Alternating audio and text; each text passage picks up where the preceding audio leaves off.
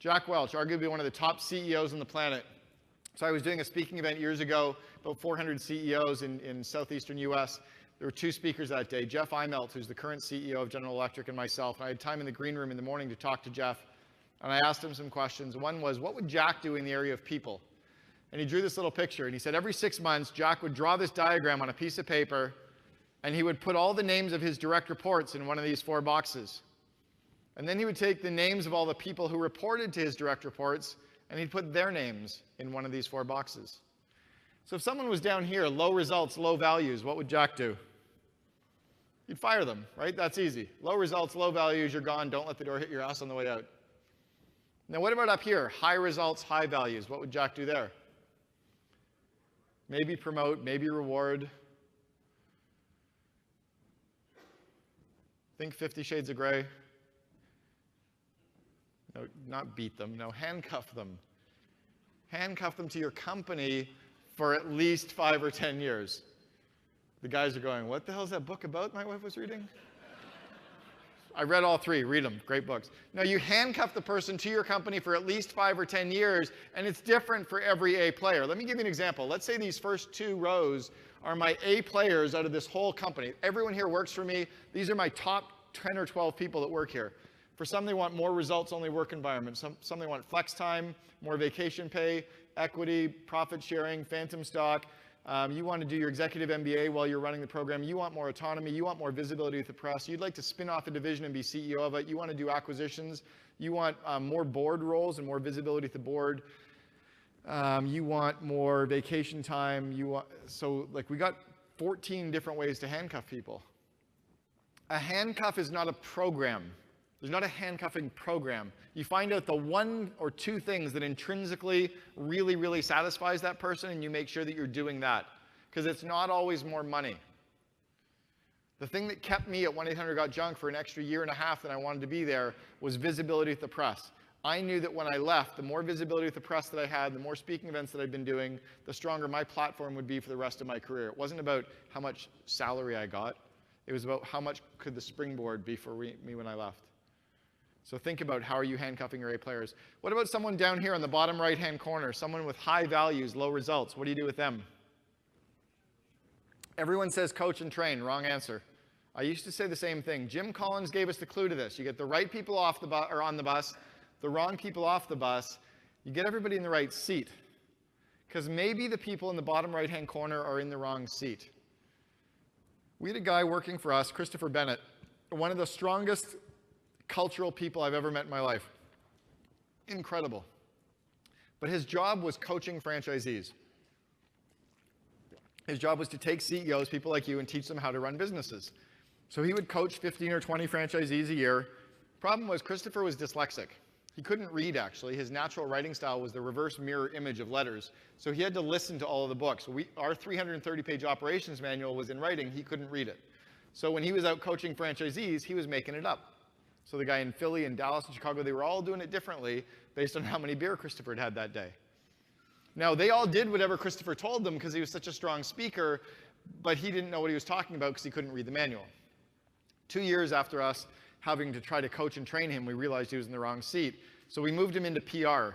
See, PR for us works under sales, where you're literally phoning journalists, telling them about the story. You're not writing about it. You're phoning them and saying, do you have 2 minutes? I think I have a good story for you. And none of the journalists ever get phone calls, so they say yes to us, and we teach them about the story, and they write about it. Christopher landed 600 stories about our company, including CNN, Squawk Box, and Fortune, and name the newspapers.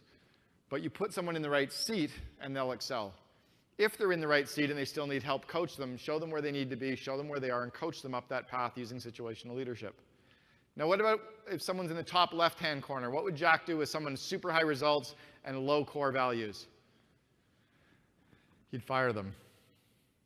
These are the superstar salesmen that everybody hates. Or the IT guy, the only one who knows the code, but no one can work with him because he's such a jerk. You have to get these cultural cancers, these toxins out of your company, and you have to do it today. The data says the cost of keeping the wrong person is 15 times their annual salary. This proves out time and time again. If you're paying somebody $100,000 and you know they're the wrong person, it's costing you $1.5 million to keep them. You have to get them out. But you have to do it with integrity. You have to get them out in the right way. The golden rule is treat people how you want to be treated. The platinum rule is treat people how they want to be treated. If you're firing someone, how would they want to be treated and being fired? And do it that way. You can still get rid of them, but you have to do it with integrity.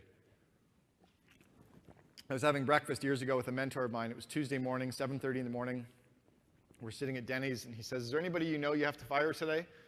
I'm like, yeah, I've got this one guy. He said, what's his name? I said, Tyler.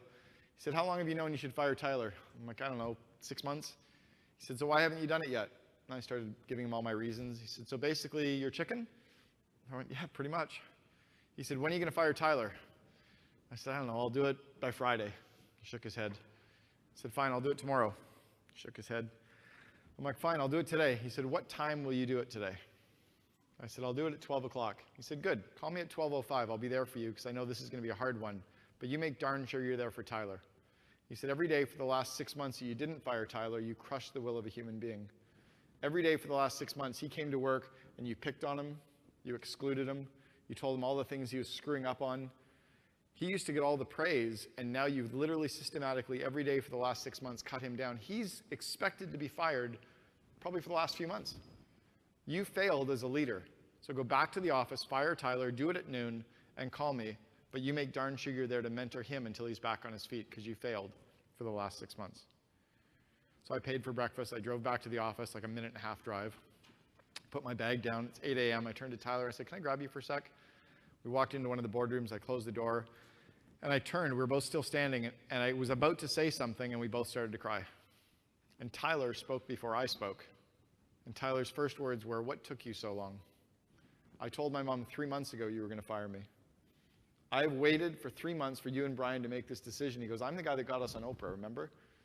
I love this company. I love you guys. But I know this is the right decision. But why did you wait so long? So I did mentor Tyler. He did get back up on his feet. He built his own PR company. He did PR for Chipotle and Milestones, a number of really great brands. I'd get text messages and email messages from Tyler all the time. Hope you're well, thinking of you, love you. About 4 years ago, I got an email from Tyler saying, thanks for making one of the hardest business decisions of your career, but thank you for setting me free that day. Word. That's how he always signed off. 2.5 years ago, I got a phone call that Tyler had gone out on a hike. He was going out on this huge hike from Coquitlam to Squamish, which was going to take 5 days, and he'd gone missing. We had the largest search in BC history, 7,700 hours with low-flying planes, helicopters, people rappelling down waterfalls. We've never found the body. We found footprints and ski pole marks, and we never found Tyler. I live with myself every day because I know I actually finally set him free. I wish I'd done it earlier. So I'm going to ask you one question. You joined Vistage to become a better entrepreneur, to build better companies, to challenge yourself, to hold yourself accountable. If you know you've got someone in your company who should be fired either because of results or because of core values, if you know you have one or more people in your company who should be fired, regardless of what role you're in, if you know you have one or more people that should be fired, I'd like you to stand up. Do we speak a different language in Cincinnati? If you know you have one or more employees in your company who should be fired because of results or because of core values, I'd like you to stand up. People still standing. Stay standing, look around the room. Again, if you have one or more that should be fired because of results or values, look around.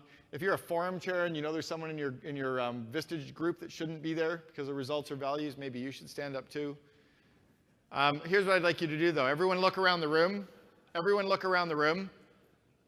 Tomorrow is Thursday. Thursday by noon, I'd like you to set them free. And if you don't set them free, then every day you get ready for work, starting Friday morning, I want you to look in the mirror and look at what's become of you as a leader. And think of Tyler. Thank you. You can sit down. Jim Collins talks in Good to Great about confronting the brutal facts. I can just see the Cincinnati newspaper, right? Unemployment goes up by 7%. Never invite that Canadian back.